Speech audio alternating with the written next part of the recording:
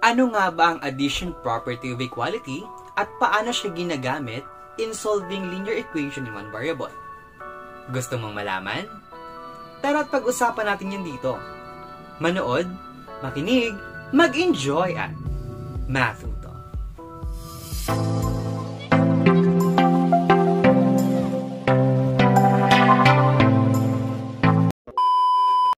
What's up guys? Welcome to my YouTube channel. This is Humor PH. Andito na naman ang pabibo ninyong guro na punong-puno ng humor and willing to give humor. Narito ako para tulungan ka na tulungan ang sarili mong matuto sa pamamagitan ng math pinadali, math pinasaya, at math pina-exciting na mathematics lesson. Now, if you find this video helpful, please wag na wag mong kakalimutan na mag-subscribe and also click the notification bell. And if you did really learn from this, please pakishare din sa inyong friends, sa classmate, sa teacher mo, sa parents, sa ate or kuya who also needs this lesson. Alright? And without further ado, let's get to our discussion. Hi everyone! Welcome sa lesson natin ngayong araw. So for today, we're going to discuss about solving linear equation in one variable. Pero, meron tayong under or 3 parts sa topic na ito. So we have, first is addition property of equality. Number 2 is multiplication property of equality. And number 3, solving linear equation in one variable. Yung pinaka-topic natin talaga. Alright? So, ngayon, focus muna tayo sa number 1, which is addition property of equality. So, kaya meron tayong tatlong iba't ibang lessons kasi bago tayo makarating sa solving, kailangan dapat alam mo yung addition property of equality saka yung multiplication property of equality. Kasi, ito yung dalawang property na kakailanganin natin once we are solving linear equation in one variable. Alright? So, let's start first with addition property of equality. In my next video, we will discuss about multiplication naman. And for the third video about this topic, so yung solving na mismo ang i-discuss natin. Alright? Okay. So let's start with addition property of equality. Without further ado, let's get our discussion. Ano nga bang meron kay addition property of equality? Ito lang siya, napakasimple. For any real numbers, A, B, and C, if A is equal to B, then, ito yung kanyang itsura. A plus C is equal to B plus C. So, napakadali ng idea ng addition property of equality. So, since we are dealing with equality, para maging balance yung ating equation, di ba kapag equal kasi, dapat pareho talaga ito, yung bigat nito, saka yung bigat nun pareho. So, ang idea lang dito, kapag mag-a-add ka daw ng something sa isa, kailangan mo ring mag-add ng something dun sa isa na dapat parehong value. So, as we can see here, atong naka-circle, nag-plus ako ng C dito, dapat magpa-plus din dapat dun sa kabila ng exact na letter C. Alright? O, ito yung concrete example. Kunwari may 20 pesos ka. Tapos, may 20 pesos din yung kapatid mo. Diba? So, dapat, kapag dinagdagan ni mama or ni papa ng 5 piso yung isa, dapat yung isa, dadagdagan din ng 5 piso pa para pareho kayo ng pera na makukuha. Alright? So, para walang away, para wala kayong inggitan, kung anong ibinigay dun sa isa, dapat ibibigay din sa kabila. Alright? So, that's equality. Hindi mo mabago yung value niya kasi nga pareho naman kayong binigyan. Let's say, meron pa isang tita na nagbigay sa inyo ng 10 pesos. So, kapag binigyan ka, bibigyan din dapat yung kapatid mo ng isa. Alright? Ng 10 pesos din. So, yun ang idea ng property or addition property of equality. Kapag nag-plus ka ng something sa isa, make sure magpa-plus ka ng something sa kabila. Alright? So, as simple as that. Now, let me show you naman kung paano siya ginagamit or ano ang use nito, gaano siya ka-useful sa pagsasolve. So, by the way, ang addition property of equality, i-discuss ko ngayon. And also, mag-a-add ako ng idea or yung shortcut, which is yung transposition method. Gagawin din natin yan sa lesson na to. Okay? So, let's try to solve the following. So, the value of the following unknown. Kapag po kasi solving linear equation in one variable, expect mo na sa isang problem, na sa isang equation, may isa lang na variable. Para x lang, dito y lang, dito z lang, dito a lang. So, isang variable lang ang matatagpuan dun sa isang equation. Or isang letter lang ang makikita mo dun sa buong equation. Okay? So, solve natin yung mga values ng x, ng y, ng z, saka ng a. So, let's start with number 1 muna. X plus 3 is equal to 4. So, sabi natin, sabi ng addition property of equality, kapag nag-add ka dun sa isa, kailangan mag-add ka rin dun sa kabila. Okay, so here's the thing. So, ang goal po kapag nagsosolve tayo ng linear equation ng one variable, dapat masolve mo yung x. Okay? In this case, x kasi. Masolve mo dapat kung anong value yan. Ano yung value ng x na to na kapag dinagdagan mo ng 3, dapat ang sagot ay 4. Yun ang goal natin. Pero, para mangyari yan, ang gagawin natin, dapat yung x maiwan sa isang side. It's either sa left or sa right. Depende sa kung anong position ng variable. Saka kung saan siya mas madaling iwanan. Alright? So, since nasa left side na siya, let's leave it there. Dapat nasa left side lang. Tapos, lahat ng numbers or lahat ng walang x, kasi ang goal natin maiwan si x eh. So, dapat ililipatan sa kabila or kailangan mawala siya sa tabi ng x. So, dun entrada si addition property of equality. Sir, paano? So, copyin ko muna. X plus 3 is equal to 4. So, kinopya ko lang yung given. Ganto ang ginagawa ng addition property of equality. So, tandaan, kailangan tong mawala. Ano dapat ang i-add ko sa left para mawala yung 3? Sir, kailangan natin mag-add ng negative 3 or yung additive inverse. Very good. Bakit?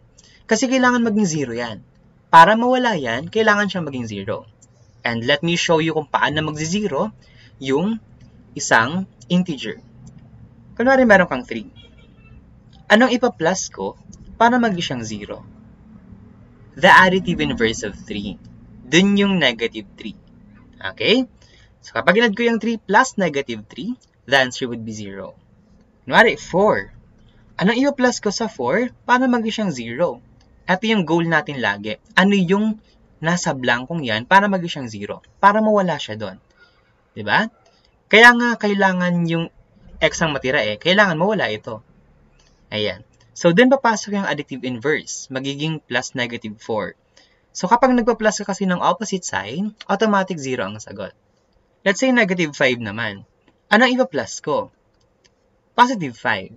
Okay, yung additive inverse niya. Sir, paano kung negative 6? Eh di 6. Para maging siyang 0. Again, pag nagpa-plus ka ng additive inverse nung dalawa, or yung neutral pair na tinatawag, 0 ang sagot. Okay? So, in this case, in our case, 3 ang gusto nating tanggalin. And that will only happen kapag nagdagdag ako ng negative 3. Okay? So, dadagdag ako ng negative 3 dito, sa ilalim niya. Tapos, dito din. Alright? Mag-a-add din ako ng negative 3. So, pa-plus lang natin ito. Yung equation na yan, sa left saka sa right side. So, kapag nag-plus ako, ito bring down lang kasi wala siyang katapat. And, ang 3 plus negative 3, that is 0. Okay? Kaya siya nawala. Ayun naman ang goal natin, di ba? Mawala dapat yung katabi ng x. Or yung term na nandun sa may tabi ng x. Is equal to, ipa-plus ko rin to. So, 4 plus negative 3, the answer is 1. Okay? Integer, kailangan sa ulo nyo pa din, or yung rule niya. 4 plus negative 3, ibig sabihin, ganito yan, di ba? 4 plus negative 3. So, since opposite sign, ima-minus natin siya. 4 minus 3 is 1. Kaya lang, titignan mo yung sign nito. Kung ano ang bigger number, siya yung susunod sa sign. That is positive. Kaya siya positive 1. So, therefore, the value of x is equal to 1. This is now the final answer. Pwede mong ayusin. X is equal to 1. Ayan. And that is now the final answer. So, ganun ang ginagawa ng additive inverse. Ginagamit siya para matanggal yung isang part or yung kailangang tanggalin dun sa side ng equation. Okay? And addition property of equality, sabi natin, kung anong ginawa mo sa isa, gagawin mo sa kabila. Kaya di ba kung napansin natin, nung nag-add ng negative 3 sa isa, dito sa left side, ito kasi ang left side at ang right side. Nung nag-add ng negative 3, make sure mag-add ka ng negative 3 sa kabila. Okay? Kasi para maging balance yan. Alright? So that's it. So, kung gusto mong i-check ito, x is equal to 1, di ba ang sabi ko dito kanina, mag-iisip ka ng number na kapag nag-plus ako ng 3, ang sagot ay 4. So, ang number na yan ay 1. That's 1 plus 3 is equal to 4. Eh, ang 1 plus 3 is equal to 4, right? Ayan. So, that's how you check. Okay? So, that's for number 1. So, I hope nagigets niyo kung paano ginawa yung number 1. Anyway, we still have a lot of examples. Let's go to number 2 para mas mag-visualize niyo pa. Y minus 7 is equal to 13. Again, first thing you have to think is the goal. Ang goal natin ay maiwan si Y. Alright? So, let me bring that down muna. Okay? Ang goal ko ay maiwan si Y. So, that would mean, hindi ko kailangan si negative 7. Alright, listen. Negative 7 ang hindi ko kailangan. Now, anong gagawin ko? Anong ipa-plus natin para mawala si negative 7? That is positive 7. Alright? So, hindi na ako maglalagay ng plus kasi automatic naman na positive yan. Kahit wala siyang sign dito sa unahan. Alright? Kasi ang additive inverse ng negative 7 ay positive 7.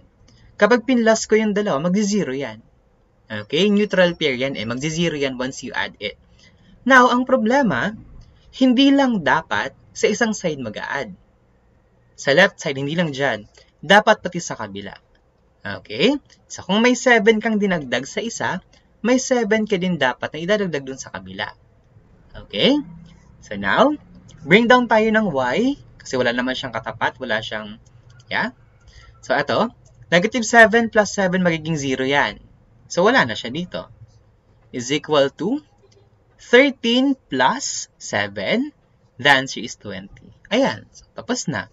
So, therefore, y is equal to 20. And that is now the final answer.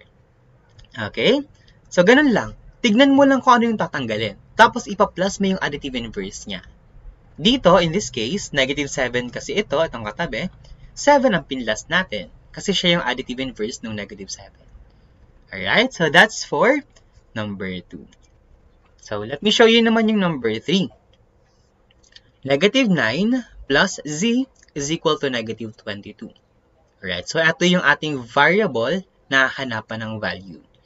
Okay? So, kung ito yung variable, ito dapat yung gusto nating maiwan. Diba? Sa isang side. So, we are going to leave that here dun sa left side. Hindi ko kailangan ng negative 9. Tama? Kasi gusto kong mawala nga yung negative 9 para maiwan yung z. So, what should we do? What should we add? Kopyahin ko muna. Negative 22. So, ano ipa-plus natin para mawala na yung negative 9? Ano ba yung neutral pair ng negative 9? Very good. Positive 9. So, nag-add tayo ng 9 dito para maging 0 yan, para mawala siya, para z na lang ang matira. Make sure din na kung nag-add ka dito, sabi ng addition property of equality, kung anong ginawa mo sa isa, gawin mo sa kabila. Okay? So, ibig sabihin, magpa-plus 9 din ako dun sa right side. Alright. So, tapos isolve na natin. Negative 9 plus 9, 0. So, cancel out na yan. Bring down z. So, yung plus, no need. Kasi sign naman yun ng z. Wala lang plus z dyan. So, that's positive z automatically. Is equal to negative 22 plus 9. Ano nga yung rule ng addition of integer? Alright? So, once magkaiba ng sign, i-minus mo yung dalawa. Diba? 22 minus 9, the answer is 13. Tama ba? Yes. Pero, look at the sign. Ano dapat ang masusunod? Dapat kasi yung sign ng may higher absolute value. And that is negative 22. So, negative dapat yung 13. And that is now the final answer. Pwede mong isulat ng maayos. Z is equal to negative 13. Ayan. So that's the answer for number 3. So okay lang yan kung magkaibang position ito. Basta alam mo kung anong tatanggalin, makakuha mo yan. Okay? So that's how the addition property of equality works. Ganun siya ka-importante for solving linear equation in one variable. Kasi, kung hindi mo alam kung paano ginagamit sa addition property of equality, mahirapan kang mag-solve. Paano mo ito makakuha kung hindi mo alam kung paano tatanggalin yung mga hindi naman essential. Okay? Let's have number 4. Ito kakaiba si number 4. So we have the left side at is the right side. Again, di ko na-explain kanina, para malaman ang left and right side, nakabase yan dun sa separator na equal sign. Ito ang equal, ito ang left niya, at ang right niya. Okay? So, copy ko muna yung negative 2 is equal to A plus 31. Alright. Dito, sa number 4, nandoon sa may right side naman, ang ating unknown or yung variable. So, okay na yan na dyan mo na siya ilagay at na lang tatanggalin natin yung 31. At paano yun mangyayari? By adding the additive inverse or by using the addition property of equality. Okay. So, 31 ito na positive.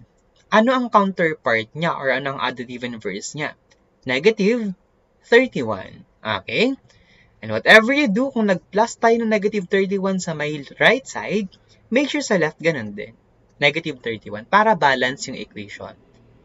Okay? Now, etong 31 plus negative 31, 0 na yan. Bring down mo na lang yung A. Okay? Negative 2 plus negative 31, ang rule sa addition of integer, once na same sign, ipa-plus natin yung dalawa. Okay? Plus natin yan. So, 2 plus 31, that is 33. Pero kung anong sign, makikarry over ng sagot. Okay? So, that is negative 33. So, the answer would be negative 33 is equal to A, or pwede rin itong isulat ng ganito, A is equal to negative 33. So, nasanay kasi ang karamihan, or mostly, ang ginagamit ay yung variable ay nandun sa may left side, tapos yung value niya ay nasa may right side. So, interchangeable naman yan. Pwede mo siyang pagbaliktarin yung dalawa. Okay? Pwede mong ulahin yung A, followed by negative 33. Yan, ganda yung magiging itsura niya. Pareho lang yan. Sabihin, ang value ng A is equal to negative 33. Ganon din naman dito. Ang value ng A is equal to negative 33. Baliktad nga lang. Pero same pa din ang ibig sabihin. Okay. So, that's how you use addition property of equality. So, sana malinaw tayo dyan. Now, eto na yung sinasabi kong shortcut. Yung transposition method. Para, no need for you to do this one.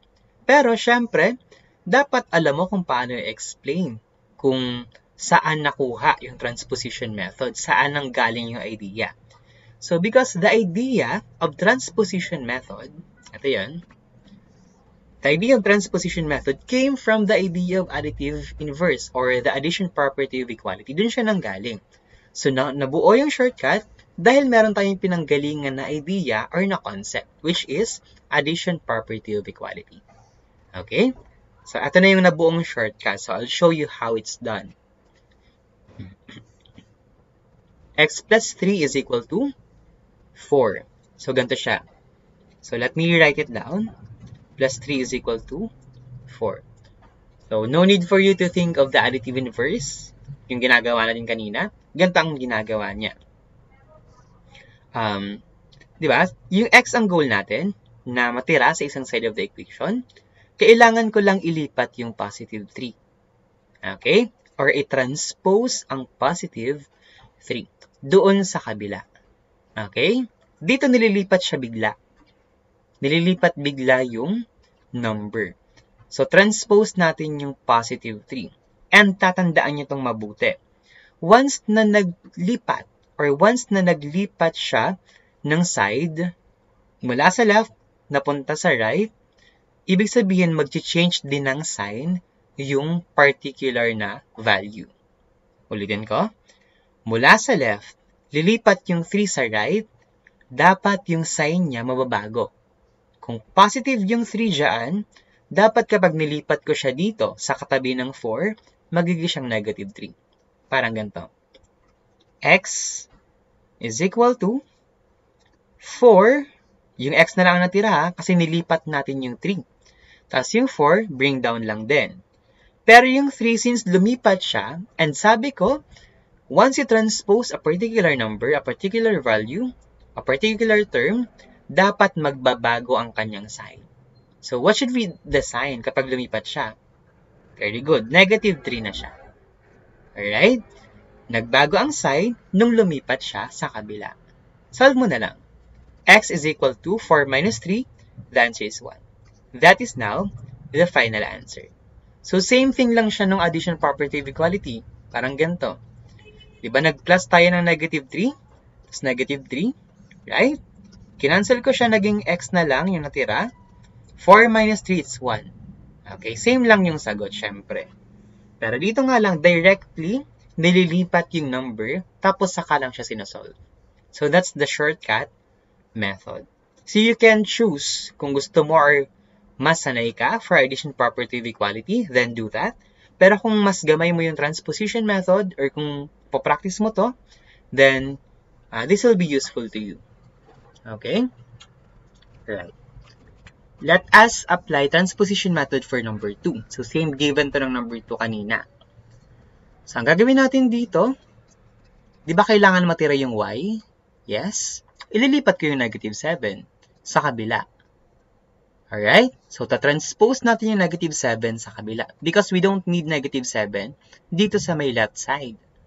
May iwan ngayon si y. Alright? Kasi nga, naiwan siya, gawa ng nilipat natin yung negative 7. So, yung 13, bring down lang din. Pero yung 7, tandaan, once na dumaan na siya sa equal symbol or naglipat na siya ng side, magbabago rin yung kanyang operation. So, kung minus yan dyan, dapat magiging plus siya dun sa kabila. Okay? So, dun lang nagkakaroon ng common mistake yung mga estudyante. Yung kapag naglipat, hindi binabago. So, make sure, once na lumipat ka, wag na mong kakalimutan to change the sign.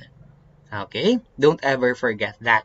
Kasi ito nga ay shortcut, pero kung hindi mo siya mababago yung sign, mamamali ka din ng sagot. Okay? So, now we are correct kasi we changed the sign into positive. Solve mo na lang. Y is equal to 20. Tapos ang usapan. Okay? So, that's how transposition method works. Alright?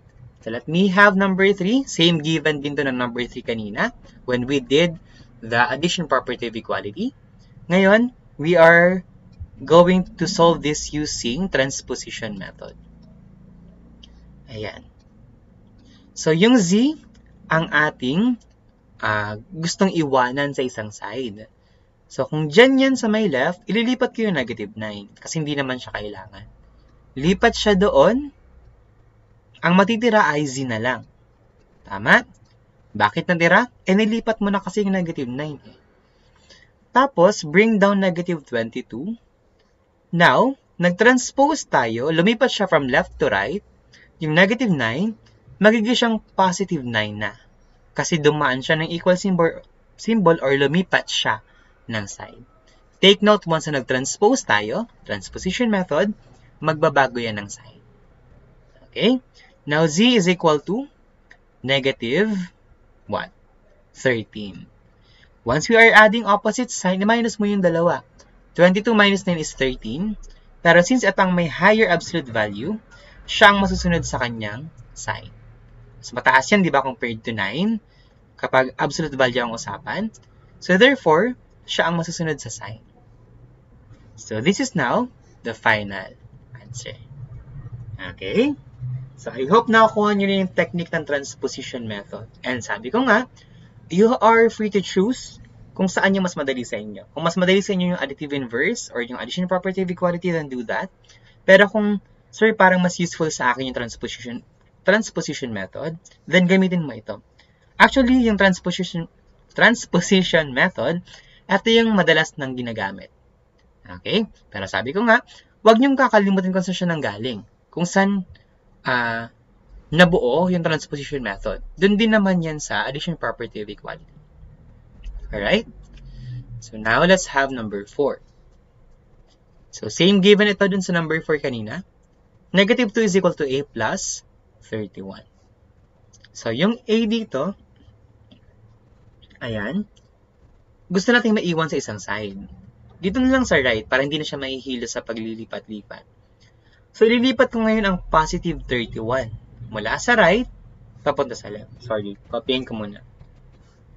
So negative 2 is equal to a plus 31. I don't need positive 31 kasi a lang dapat ang matitira. Lilipat ko siya. So I prefer na ilagay yung nililipat after nung number or after nung value. So ganito, parang ganito. So naiwan si a kasi nawala yung 31. So, yung negative 2, nandun pa din.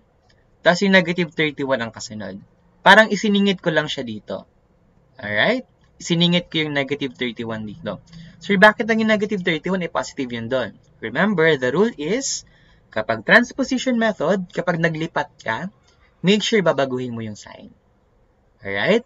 So, kaya siya naging negative 31. I'll repeat, isiningit ko siya dito sa gitna. Alright? Inunahan ko pa rin yung negative 2.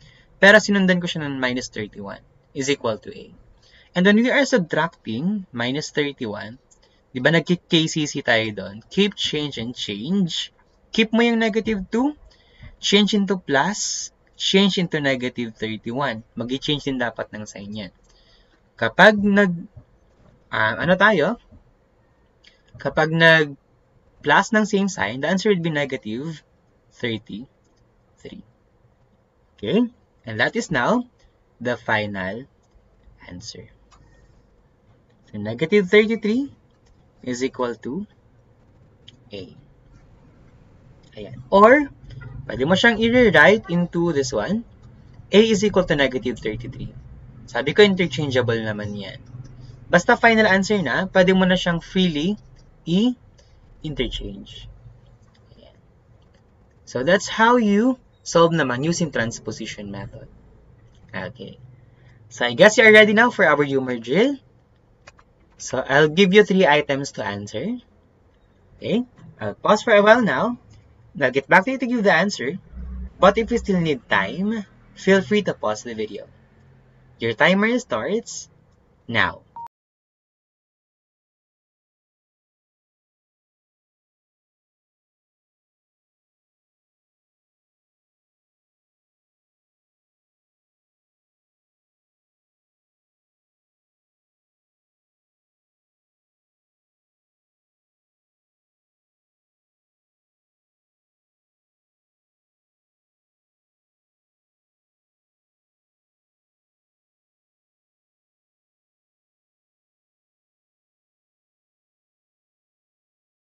Let's answer number 1. Let's see how you did with our humor drill.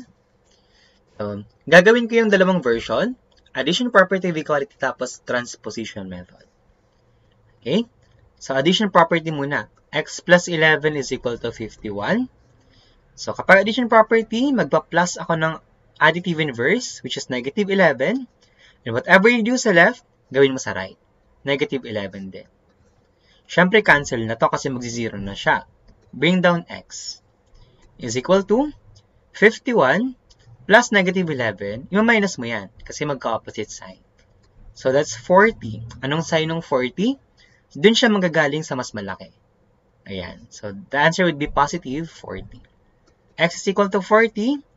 That is now the final answer for number 1. So let's do the transposition method naman.